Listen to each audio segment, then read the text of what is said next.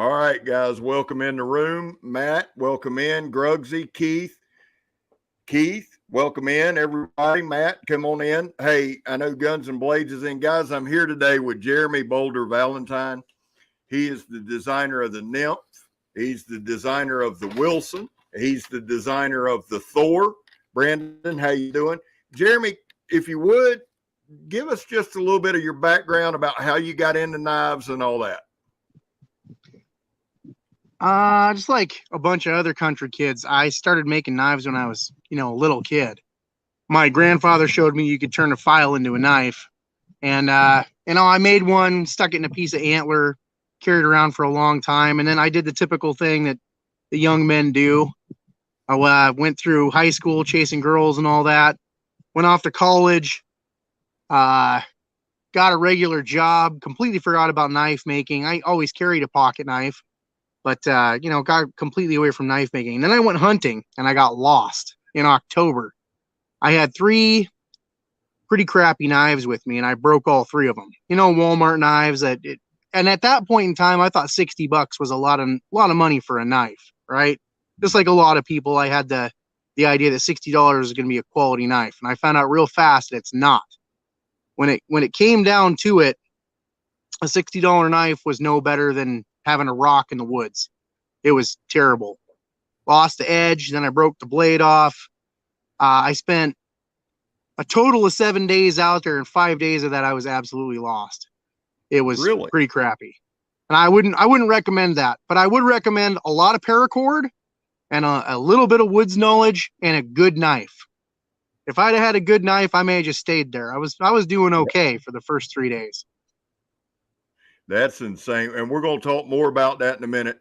Guys, Byron, welcome in. Garen, welcome in. Charles, welcome in. Shout out to you. Guys, here's what we're going to do.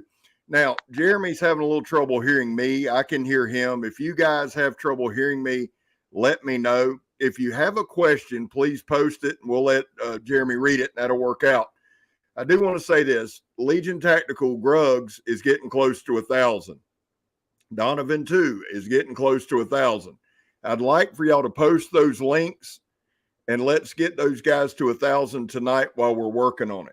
So, Jeremy, if you would, let's go into the Wilson. Let's jump into the Wilson a good bit and discuss it because it's one of my favorite overall knives to begin with.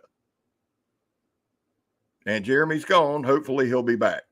So here's the deal. While Jeremy's gone, we were having some technical difficulties. We'll see if we can get it back. Carl, how are you? Joe, welcome in. Good seeing you guys. Good seeing everybody. We'll see if we can get Jeremy back on. He was having a hard time. John, how are you, buddy? He was having a hard time hearing. So let's see if we can bring him back in. Maybe that'll help. Let's see what we got here. All right, I should be back now. Well, I hit a button. Back in here, son. My own fault. I hit a button. Good to see you. That'll do it sometimes. So here's the deal, man. How the hell do you get lost for 7 days? Did somebody come looking for you? What happened? I scheduled a whole week off to go hunting. Nobody had started looking for me yet. They didn't even know I was gone. Wow. And then I went hunting by myself, which is real stupid. And I thought I knew the area, and I got up on top of a hill and everything started looking the same. I don't know if you've ever been in the Pacific Northwest in the deep woods. You get back there, it all looks the same. Yeah. I've never been there, but that's the woods. It was real stupid. I didn't have a compass. I didn't mark any trees. I didn't do anything that now seems like common sense stuff. At the time, I didn't do any of that because I thought I knew where I was. Yeah. And then I walked for, a couple of hours in the wrong direction. And then the next day I walked for a couple more hours in the wrong direction. So you just kept moving in the wrong direction. Yep. Kept moving in the wrong direction for a little while and then figured out I was going in the wrong direction. Bro, that's insane. Got myself turned back around, and then every once in a while I had to climb a tree to figure out where I was. Right. Which, yeah. I would not recommend climbing trees in the middle of the forest. You're not with no real climbing gear. That was real stupid. Well, it's not like you're super small and can just shimmy up that thing either, son. No. Well, Tree here's the branches deal. have a tendency to rip off the sides of trees. I'm glad you made it. When you're 6'2" and almost 300 pounds. Yeah. Yeah. Going up a tree is difficult. Well, here's the deal about the woods. Now, Brandon Thrasher's up there close to you. Keith Carpenter's up there close to you. But here's the thing, man. Get into the Wilson. Tell us about the Wilson. Okay, so the Wilson, of course, I have it. Oh, I got mine.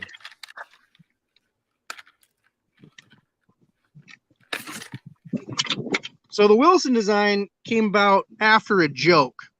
We were joking around about what would have been better to have on the island when the dude was Castaway. Tom Hanks' character in that movie, Castaway. And I was like, man, if he'd have just had some big knife that had a bunch of uses, I mean, he probably could have stayed there, not in luxury, but at least without having to have too many problems. And we started talking back and forth about it at one of the man trips that we take out to the same piece of property I got lost on.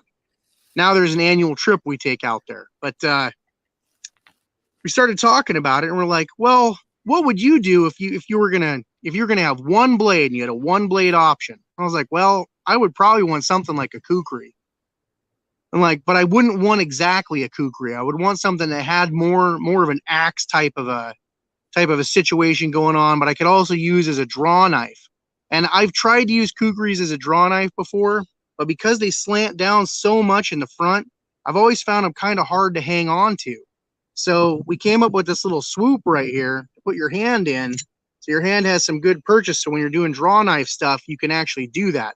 And I made baseball bats and stuff as a kid out of pine trees with one of those draw knives. So I'm pretty used to using one. But we also wanted it to be able to have the catch point in here. So when it hits a branch, it pulls it into this catch point, and then that sweet spot right here in the chopping zone just rips through it. So, I mean, it's turned out to work exactly how I wanted it to work. And it had to have the top swedge to protect the tip. And the original one had more of a straight handle. It didn't have this buoy style handle on it. It had a straight handle. And one of the complaints that I had when we were first testing it was it seemed like it was going to come out of your hand. Because if you were really wailing on something, there was nothing to stop it down here. So we switched the handle up to this, and then I rounded the inside of this too, where your pinky goes, so that when you get your hand back here, it just locks in. Because I wanted people to be able to go ham if they had to. And I was thinking a lot about when I got lost, to be dead honest, and what I would have loved to have if I'd been out there and could have chose a tool to take with me. So we made sure that it was thick up on the back so that it could be batoned. And it has that 90 degree so you can strike ferro rod with it, which I always have ferro rod and a Bic lighter with me. I had a Bic lighter then too, which is one of the reasons I made it. This is all chamfered inside, so your finger fits in there. You know all this stuff. You've seen it. But I wanted a knife that I could just take just that knife. And if I had to, I could just stay out there. Right. So I was looking for a one tool option. And I've done the videos where you can see that you can use this. You can grab up here and have it sit right in the palm of your hand, put your finger up on top of it and use it for all kinds of fine, delicate work, and just grab it up here and just use it. Now, I've seen a lot of people have questions about it and stuff and think that's a really funky design, but once you start using it, I think it's pretty self-explanatory. The first couple of swings in, you start getting what this knife is. Yeah.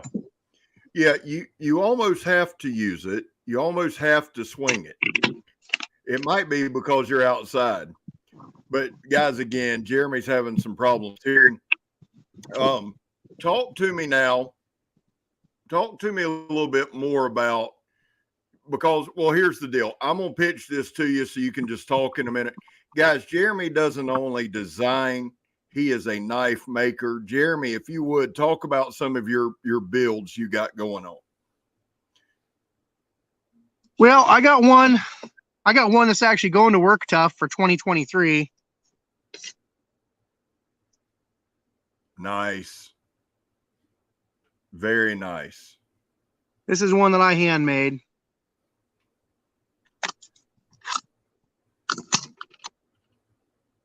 Love that. So this is the Merc wood. It's 1/4 inch thick. It has the handle grip up on the top. It's even got that finger choil in there. It's rounded underneath for your thumb to go into. So it has this upper grip. Then it has a grip here. Your thumb locks in over the top, so you can chop right here in the middle. And then, of course, it's got the whole handle. The spike that's on here, I have made a bunch of full tang tomahawks and axes. There's a reason that only the top of this has got a swedge on it. The back part of it being flat like this is so you can stick this into a log and pull the log with it, or grab branches or whatever else. If this was chamfered, or not chamfered, if this was swedged underneath here, it would slide off that stuff all the time. It's one of the constant problems I had with some of the designs I'd made.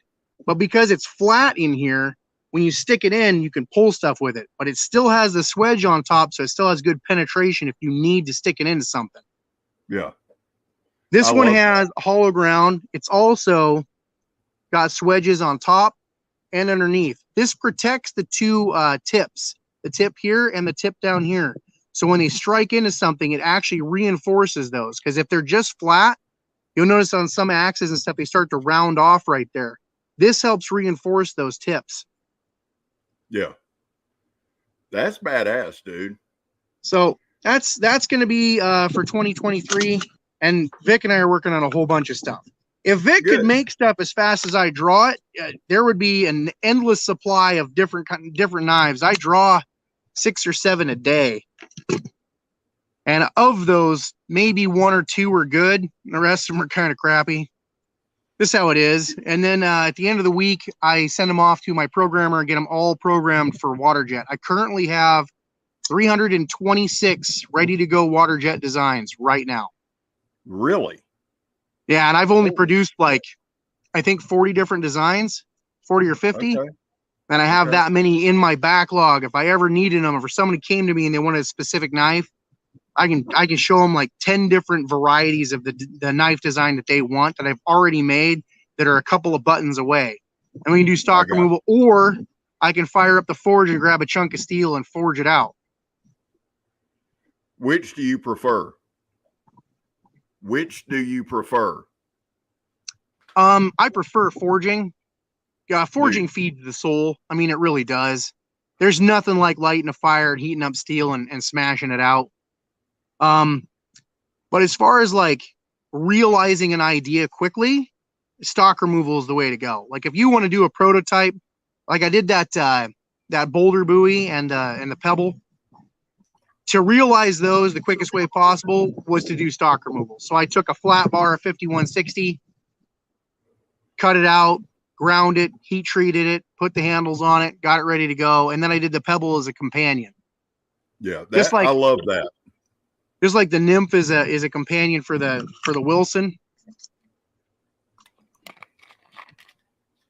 It's nice to have a companion knife because although the Wilson is a one-stop knife, there are some small jobs you'd really like to have a smaller knife for. So having the Wilson attached to the outside of the sheath just makes it really handy. Oh, it's fantastic. Read that comment. Damn it. I am not actually a fan of any particular era, but I would have to say that I've been most inspired by Bowie knives. Bowie knives and Bowie knife makers, typical American thing, I guess. Yeah. But big old Bowie knives have been my favorite since forever, since I started reading the Louis L'Amour books. Well, let's talk about the Nymph. Let's talk about the Nymph. I don't know why I'm hollering. The Nymph. Talk to me about it. Okay, so the Nymph was actually a really organic. The way the Nymph came together was really organic. I was sitting at my father-in-law's house, and Vic sent me a message and asked me if I could make a neck knife. And I was like, I got a couple ideas. So I drew out about 14 ideas, and then I showed him 5 of them. And the one that really stuck out to both of us was this guy. And I already had the name in mind for a neck knife to call it the Nymph because we had just gotten done that summer having a having our big camp out, and my little girl was taking the water nymphs out from under the rocks and putting them on my leg, and they're running around on my leg while I was trying to fish, which was hilarious. She thought it was a hoot. She was laughing the whole time. But she was telling me all about how those are her favorite water buggies, and she just kept talking about them. And I was like, Nymph would be an awesome name for a knife. So when he said, "Can you make a neck knife?" I was like, "Well, yeah, I can make a neck knife. It's just we got to agree on how it looks and all that other stuff." So yeah, I came up with this design, and I was just looking at the drawing of it today, and it's a little different than this, but the blade is exactly the same. There were some little bit different cutouts and a little bit different ergonomics in this, but then we pared that all down, chamfered it, made it more simple. And I've been finding all kinds of different grips with this knife. Like I'll take and stick it between my two fingers and let it rest back here and use it for scoring steaks before I grill them, or on opening boxes and stuff. It's just easier to do that. And that N690, when he told me he was going to make it an N690 with a cryo, I'm not going to laugh. I had a big old grin on my face because I knew the N690 is awesome steel. And for you guys who've been using this, you probably know. Oh yeah, I've forged truck springs into a blade, and I've done a lot of farrier rasps and files. If you go to my Facebook page, you can scroll through all my pictures. My page is public. Yeah, just look up Jeremy Boulder Valentine on Facebook, and you can scroll through my photos. I just posted up a picture of a pocket buoy that's in Dale Thorson, Damascus. And it's got a Michael Spanger's leather sheath. It looks real classy. It's the kind of thing you could throw on with a tux. Yeah. So here's the deal, guys. We're having some problems with communication. So if you have a question, post it so he can see it. I want to say hello to Tom Ritter's in the house. Captain Electro's in the house. Let's talk about the Thor. Let's talk about Thor a little bit. So Don Kramer, the guy that's in charge of Carnivora, he and I were going back and forth with a bunch of designs. He's throwing a design at me, I'm throwing a design at him, and so forth, so on and so forth. And we're just talking. And he's like, I want to make a knife that Thor would carry into battle. And I'm just thinking, he's like, I'm thinking about like just a war cleaver. And I was like, I could do a war cleaver. So I drew it. And the drawing of it looks darn near exactly like that. The only difference is that one has a little bit different handle. The D guard's still on the one that I drew and all that, but the handle ergonomics are a little bit different on the drawing. But I'm really happy with how that one came together. Me too. I'll be sending you this one this weekend. Just so you know, I'm sending it to you this weekend. I'm going to get a couple more shorts in, and it'll be headed your way. Tell me this, on the handle, how do you design your handles? Talk to me about your hand prospect. So most of the time, to do a handle, you got to remember that the average human being's grip is 4 inches. There's a bunch of guys out there that'll tell you they have massive hands, but then when they go to close it, most guys have about a 4.5 to 4.25 across hand. Even a big hand is 4.5, 4.25. So as long as your inside grip is 4.25 or 4.5 long, and that's where you start. That's where I start with my grips, and then they'll end up 5 and 6 inches long because I'll end up adding like ends to them and stuff like this down here. Like this pushes this past 4 inches, but inside here it's about 4.5 inches. So when your hands got, there's a little bit of play, but not much. That way, if you got gloves on or something like that, your hand will fit in there. And then as far as ergonomics are concerned, I like a finger choil up in the top. I don't like a straight handle. I like for my top finger to grip and lock in there so it doesn't come out. And that's because I do a lot of chopping with knives. When I'm doing work with knives, a lot of it's chopping. Or it's finite work where I need to be able to grip with my thumb and my index finger and actually be able to manipulate the blade of the knife very accurately. And I found that if it's just skinny right there, it has a tendency to roll and flip and turn in your hand, and it doesn't index correctly.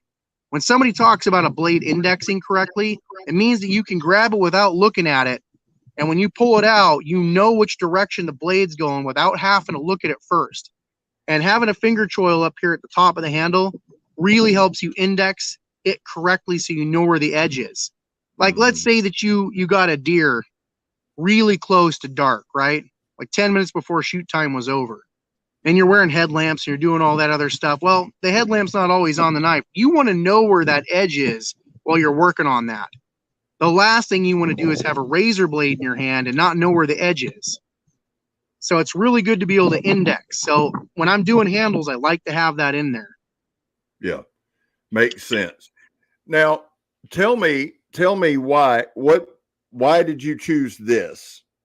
No handle scales. Why did you go with this?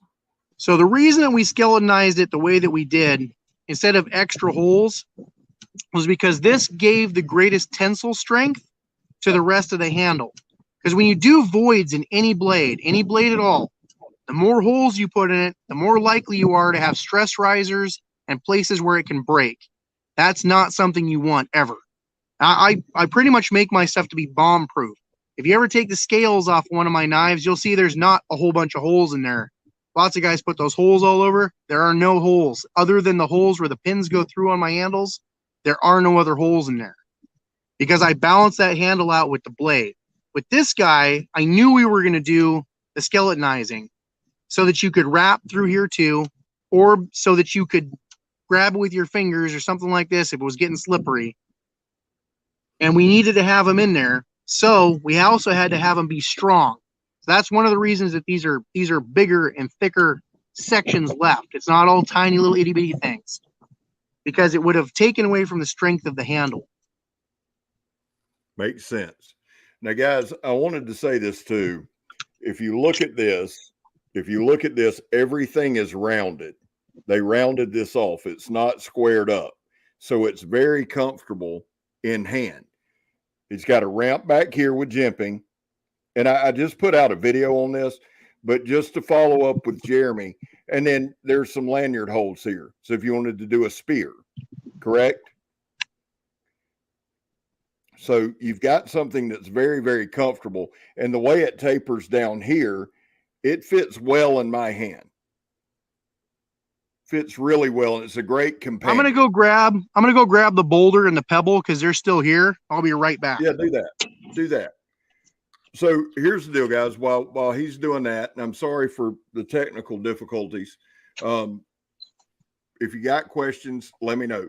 I do want to say this again. I want to get Grugs to 1,000 if we can do that. So somebody post Legion Tacticals thing. Let's get him close. And guys, I want to say this to you too. It's been a phenomenal day. Jimbo, what's happening? Death Rider, what's going on, brother? I did want to say this, guys. We've had a great day. We've jumped about 600 subscribers today.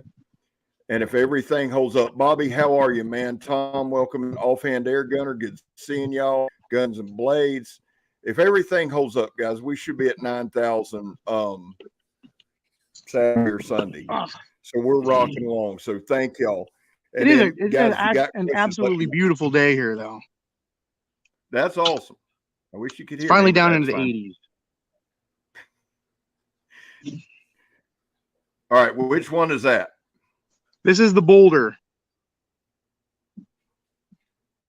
I love that. I love that design. Love that. So it's not huge. It's not little. It has a K-bar style fuller setup. So the fuller is in the flat, which gives you that I-beam effect, which makes the blade stronger. It also makes the blade a little lighter to have the fuller in there. Got a big old swedge on the back of it because I like really big swedge grinds on the back.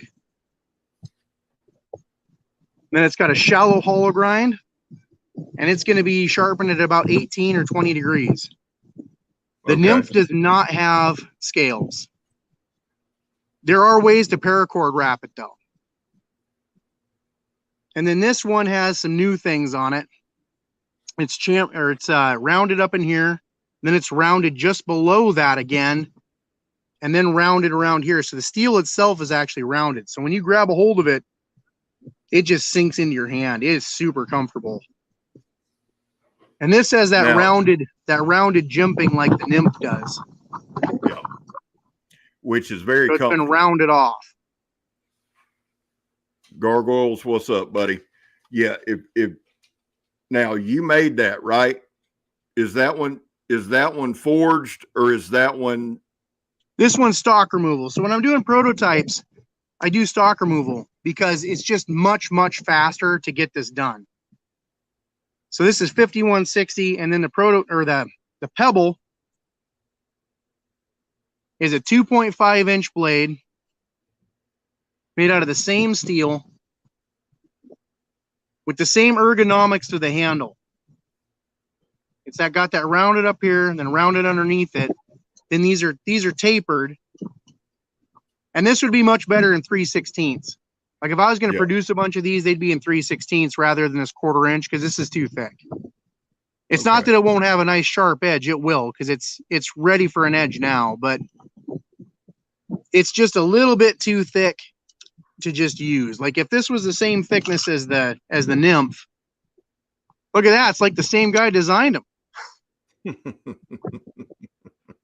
It's just a little bit thicker. Like if you look at the tangs on this, it's just a tiny bit thicker. If this was the same thickness as this, it'd be pretty awesome. Yeah.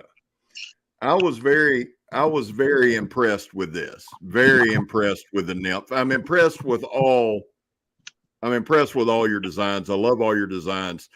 The Wilson is my favorite, but the Nymph is pretty close. I brought something out I think you'll like. Bring it. Good night, Gerbs. Ooh. Love it. Damn. That's nice, man.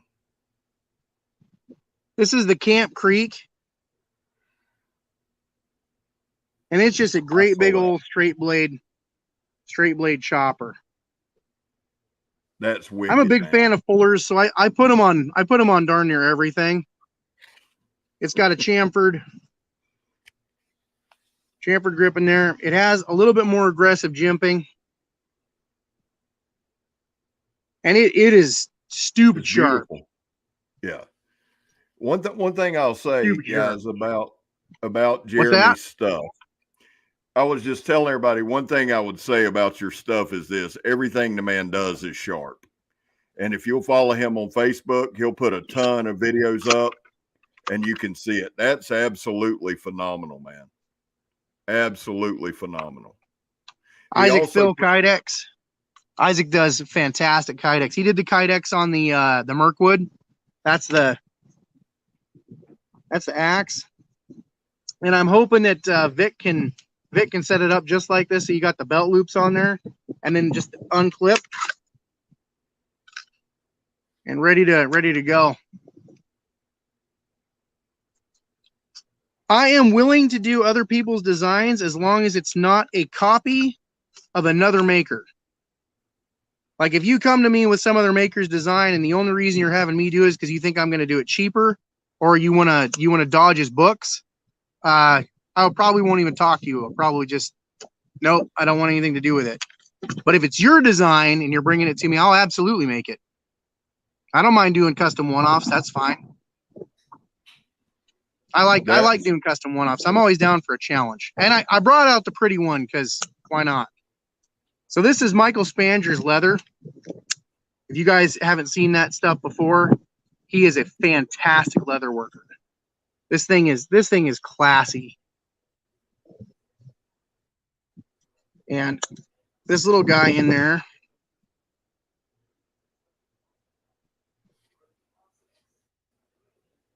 this is some of that Dale Thorson Damascus. Man.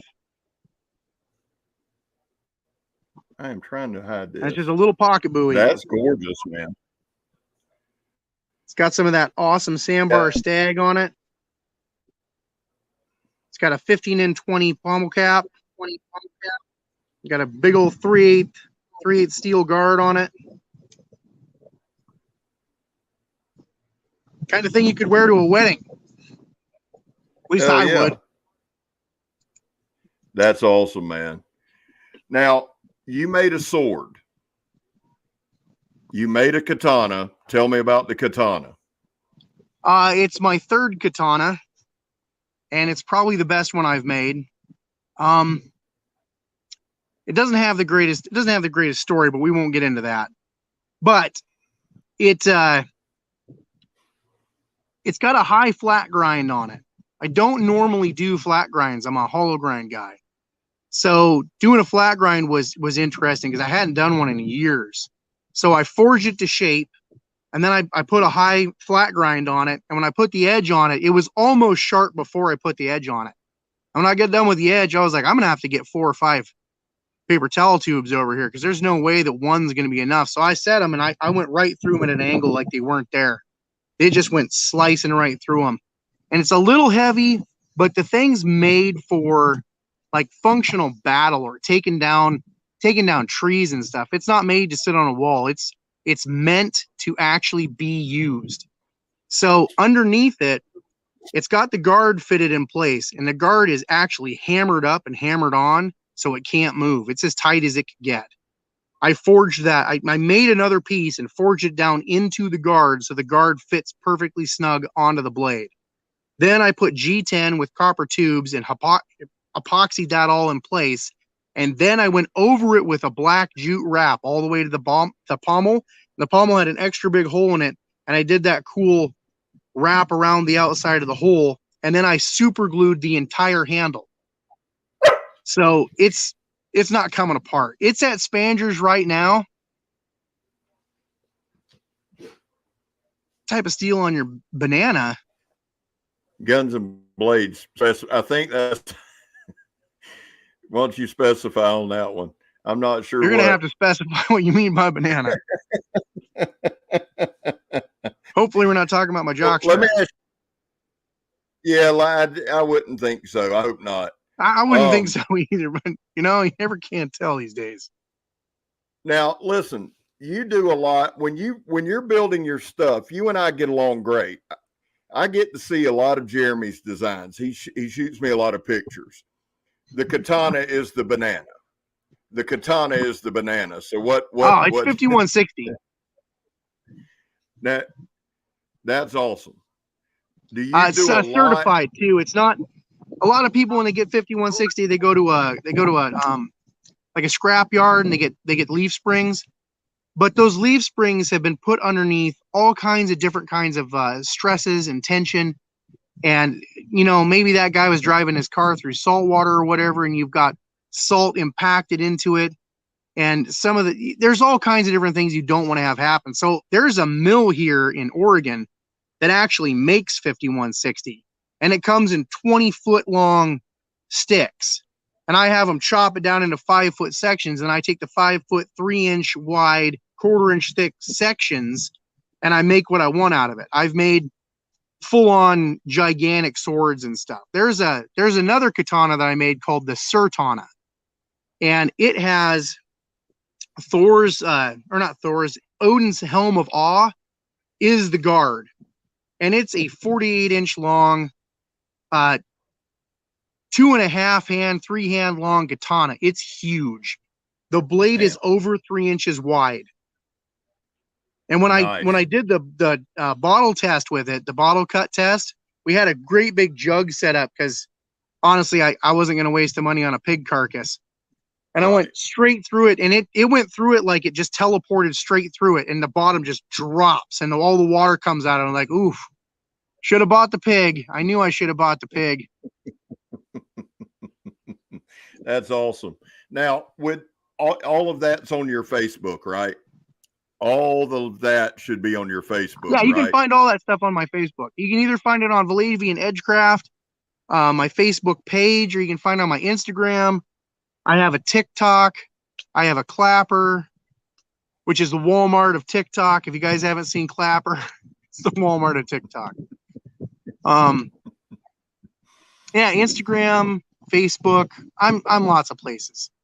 Yeah, check him out on all those places because he does great work. Tell us what you got coming up, and then we'll start kind of wrapping it up. Tell us what you got coming up for this year. We're coming down to the end of the year. Give us a little preview. For this year, I've been working on a lot of different kinds of more traditional buoys. I am going to be putting out some more artsy knives, but my real kicker right now is getting these guys going. Is getting the Boulder out there. The Boulder and the combat knives that I've got going, the 4511 CK. That is a combat knife that looks a lot like their traditional Camulus and K-bars, but it uses 1911 grips. Okay. 5160 online, I don't know, man. I haven't been able to find it online. The only place I've been able to find it's that mill that's close to me. So I just go pick it up in person.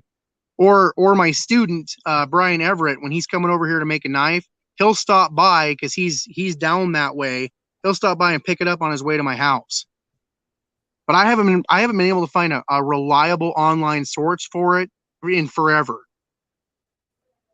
But coming up, I'm going to be working on a lot more of this stuff and a lot more medium-sized EDCs, and then there's some great big stuff coming. Nice. Like there is a sword in the works right now that's coming from Shaney over in Indonesia, and it's insane. It is insane. And if I'm saying that, and I'm the guy that made a full-size trident, like Aquaman trident, you can find that on my page too. It is still the most dangerous thing I've ever made to this day. But it's a full tang trident. And it's taller than me.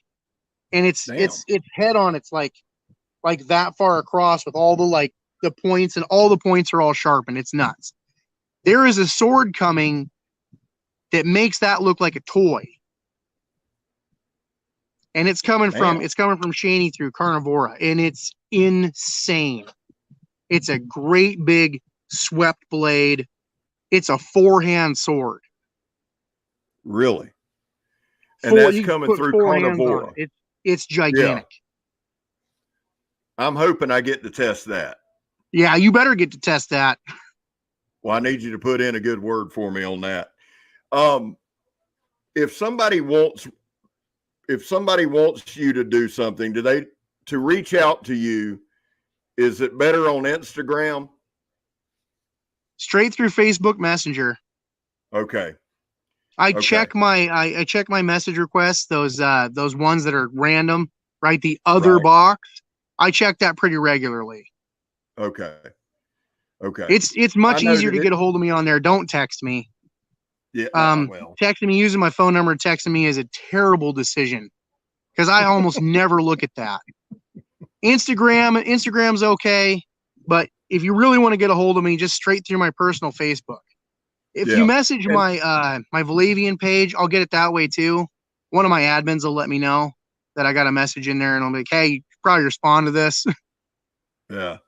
Well, that's and I'll get in there and get after it. But that's how I'm totally willing to make whatever you want. You just have to remember that custom one-off stuff, it ain't cheap.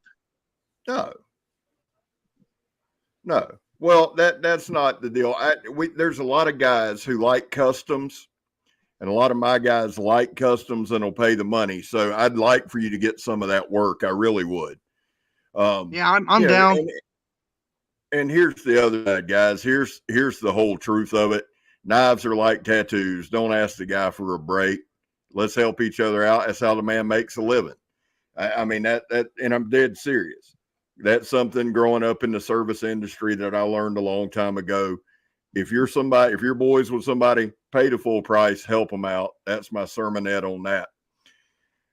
Well, here's the deal, guys. Since you got anything is there anything you want to talk about, Jay? Well, Blade Show West is coming up. Who all's going to that? I mean, that's definitely something that when they had it here in Oregon, I went all the years that it was here. And it was really great to meet a bunch of the other local makers and stuff, because I'm basically a hermit. I'm a shop troll. I go out to my shop, I make stuff, I go to town and I ship it. And I'm doing all the homeschooling with my kids, so I don't really go anywhere. So when Blade Show came around, it was nice to be able to actually go out and hang out with some other blade-minded people and go do that. I hope a bunch of you guys are going to be able to make it out to Blade West. I'm not going to go, but I'm sending knives to Blade West. So if you go check out Dale Thorson's table, I'll have some blades there. Yeah. Now, are you will you be in Atlanta? Will you be in Atlanta? I might make it to Atlanta this next year, but I'll probably just go as a visitor, spectator, walk around. I'll go find Zeke and give him a bunch of crap. Go check out the work tough table, that kind of stuff. Oh yeah. And yeah. Well, that's where I'm going to go. I will be in Atlanta. I'm making it a point in Atlanta. If I got to walk to the damn thing, I'll be in Atlanta. So it'll be good to run up with everybody. Well, yeah, let's man, do it'd be great this, to meet you in person. I'd love that. Yeah, I'm looking forward to that. Meeting Bobby. Bobby Shoe has some blades with work tough gear. I want to meet a bunch of you guys, Zeke, you, Bobby, and just hang out and have a good time. Zeke is awesome. If you've ever met Zeke in person, Zeke is the same in person as he is online. There's no difference. The dude online is the dude that you meet. That's the way it should be. That's absolutely how it should be. And that's the way unfortunately, I'm exactly how I am in person too. So you get what you see. That's all right. That's why I'm here.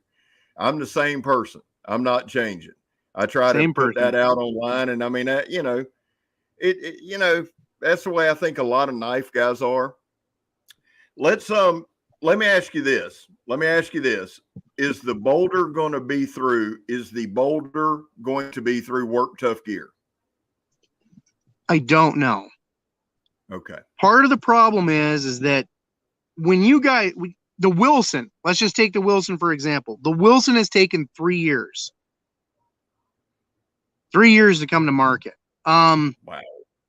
I will probably be bringing the Boulder to market myself. Okay. At first, there will be a small run of about 20 or 30 of them will be available through me. I had reached out to a couple of other companies, but I didn't really get any responses back. So I'm like, okay, that's fine. So it's another one of those things where you got to prove it out. And being able to not only design, but actually make the product myself too, I take away a bunch of that, will it work, will it not work, questions. Like the Wilson, we'd already made one and beat the living bejesus out of it before we even got the first testing prototype, which is what I have back from Vic. Right. The guy who originally did the testing on it, he worked at a firewood processing plant. He split firewood with that thing all day. We knew what it could take and what it couldn't take. Yeah. He used it for everything, but he used it to split firewood to keep. They had a fire off to the side that they kept feeding with the not good enough wood to go to customers. So he would split it up with the Wilson, baton it, do all that other stuff, and throw it in the fire all day long. So that's pretty nuts. I mean, if you want to test something, that's a pretty good way to do it. Yeah. Yeah, because you get that hardwood, you get knots, you get all kind of stuff. You had to do all. The thing that impressed me about the Wilson is the first thing I chopped in two with it, I think, was a 4x4. And within a few swings, I had the groove of it.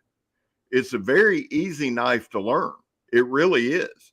And it's a great. The version you got too is the sharper version. The version that I have is just a tiny, tiny little bit more obtuse on the angle. So when you look at it, mine's bevel is a little higher, but that's because it's a lot thicker behind the bevel back here. A lot thicker. We took off a ton more steel and made that a lot steeper.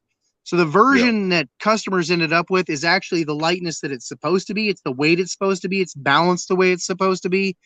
This one is really heavy forward. Right. You don't think that it would cause that much of a difference, but it really does. It's one of the reasons I really like the hollow grind stuff, because I like to be able to balance out my blades, so my balance point is somewhere right in front of the grips, right at the ricasso. But this one's really heavy on the front. Yeah. Well, I love mine. I can tell you that. And it comes, guys, the other thing Jeremy does, or make sure he does, is he does the straps. You like putting the straps on there. Yeah, baldric carry. Baldric carry is my favorite. Yeah. Because when you're in the woods, there's nothing like being able to just sling this thing on, hands free, but it's not pulling your pants off. Right. That's one of the problems with a big blade is pulling your pants down the whole time you're using it. Like half the time just using a machete, I was pulling my pants back up while I'm walking down trails, getting the trails set up for the hunting area. But Right. with this thing, I can put it up in the front. It's out of the way. I can grab it, fling it around to my back, and it's out of the way. It's just a lot easier to use, and it's right there. So if I got to use it, it's out, using it. Put it back, clip it down, forget about it. I love the style. Love it. I love, and the same with here. You put the same on the Thor, and I like that as well. I like the style. I like the one-piece construction. I like the whole damn thing.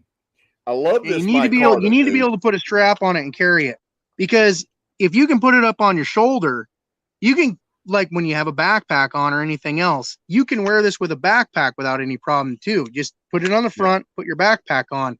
Now this thing's locked in place and it's not going to slide around all over you. Right. But you've got it if you need it. So you have your walking stick and all that other stuff. Kind of like that walking stick setup that I had, where I did a forged buoy that fits on top of a walking stick as a spear, and then it ties down in place, and it's got a companion knife on it, and it's set up just like this, so it can sling right around you. I think it's still buried in my truck from the camping trip. That I like that idea. See, being in the swamp, with me being in the swamp, you've seen it. It's a lot more undergrowth. It's a lot more brush. I've got a totally different environment than you guys do up in the Pacific Northwest, but I still like carrying that baldric style because I've got a lot more underbrush and things that rip and tear and pull and do all that. So for me, it's perfect. Plus, I like having my hands free for a lot of other reasons, especially down here. You get a lot of meth crafters and all that stuff. Well, you guys got snakes and stuff too. We don't. I mean, I have rattlesnakes here, but not where I go camping. There's no rattlesnakes. Yeah, no, they're here. They're outside. If I had to pick between the Thor and the Wilson, I'd take the Wilson. I love the Thor, but if I had to go someplace and I needed a woods knife, and I needed something that I could do all of the things with, I would take the Wilson. Yeah. I designed the Wilson with the idea of getting lost in the middle of nowhere in mind. And that makes sense. And I would say the same thing. I would say the same thing as far as having an overall camp knife. My goal, this, as soon as it drops in the 60s, which is probably December, but as soon as it hits the 60s, is to take and go camping with the Wilson. I'm going to take the Wilson camping, is what I was saying. The Thor, if you're going to fight 1,000 people, I'm taking the Thor with me. Hopefully we don't come to that, or all the damn trolls online, one or the other. I'd like to hit a couple of them with it when I get my app made. Listen, don't get me wrong. The Thor's badass. It is. The Thor is freaking amazing. But as far as because I know how I go in the woods now, and I take a backpack with me. It's got a bunch of stuff in it. I have water with me, fire making materials and stuff. And if I only had one knife I could take with me, it wouldn't be the Thor. It would be this. It would be this and a Nymph. Just because, well, the Nymph fits right on there. But the Wilson's just a little bit easier to carry. Yeah. Well, and it's a major, there's a huge difference. They're close to the same size. Yeah. Well, the weight of the Thor is far greater than the weight of the Wilson.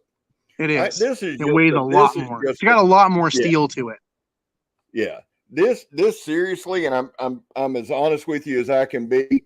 If we ran out of guns and bullets, I'm taking this, and I'm wrecking some shit. I'm telling you that right now. The weight alone would do the damage, and it's razor sharp. And this D-guard, I like punching with the D-guard. No pain in the hands. It works well. Hell of a design. Hey, Jeremy, talk to us about this. Talk to me about this. Shit. The handle. Talk to me about the handle. Yeah. So you can grab the Thor, that front grip, and behind it, and use the whole thing as a fighting weapon. You can punch with both ends, except one end's got a blade in front of it and the other's got a bunch of knuckles on it. You can grab that and fight with the whole flipping thing. You can also leave the handle sitting on the counter, grab that upper part, and use it to chop up a bunch of vegetables.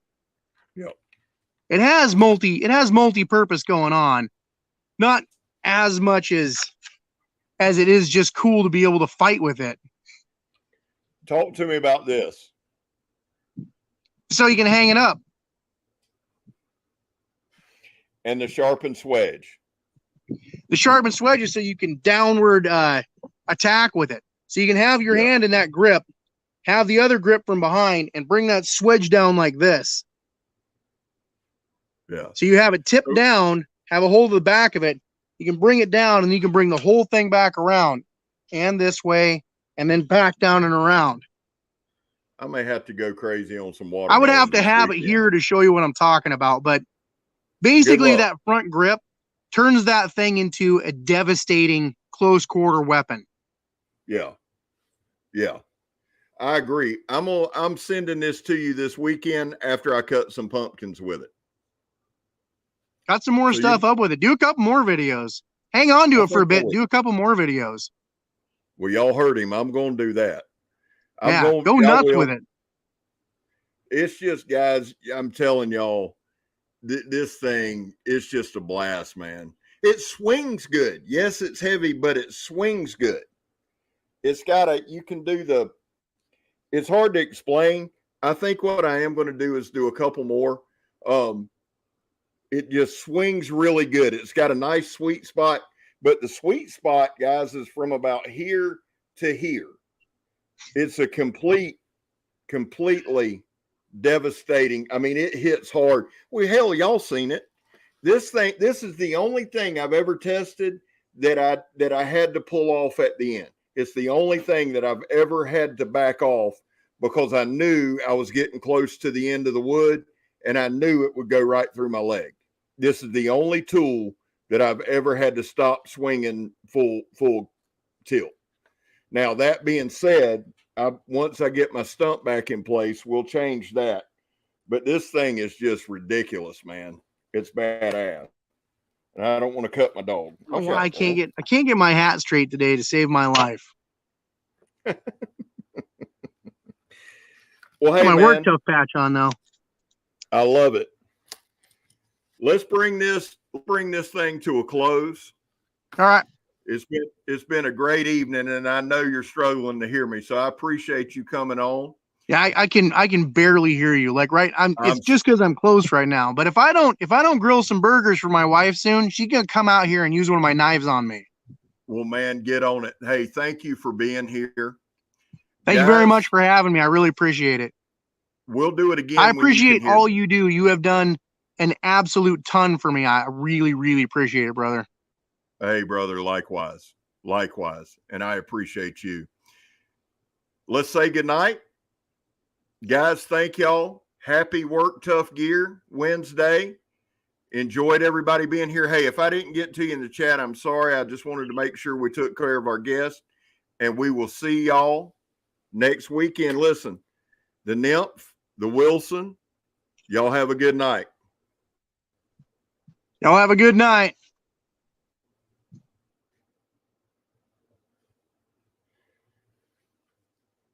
All right, and Jeremy's gone. Good night, guys. Thank y'all. Hey, guys, thank y'all for sticking with us. Thank you for sticking in. Thank you, Jeremy, if you're watching this, man. Thank y'all for everything you've done. And again, guys, thank you. Grant, how are you, man? I'm sorry if I didn't get to you. Byron, Ken, guys, Gargoyle's Blade, if I did not get to you, I am sorry. Hey, Charles Jones, the Redneck Nerd, is an awesome dude. The FU crew's here. Thank you guys for everybody coming in. Brandon Thrasher, have a good night.